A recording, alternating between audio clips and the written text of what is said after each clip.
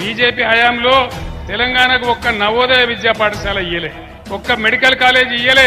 నేను 150 సార్లు ఉత్తరాలు రాసిన, 50 సార్లు ఢిల్లీకి పోయి మొరబెట్టుకున్నా. మేము కొత్తగా రాష్ట్రమైన మేము బతకాలే, 15 ఏళ్ళు కొట్టాడి ఉద్యమం చేసినాం కాబట్టి మాకు కావాలంటే ఒక్క నవోదయ పాఠశాల ఇయ్యలే. చట్టం ప్రకారం ఇచ్చే పరిస్థితి అయితే ఇవాళ శేఖర్ రెడ్డి గారి నాయకత్వంలో భువనగిరిలో ఎయిమ్స్ తెచ్చుకున్నాం అన్నాడు కొట్లాడి.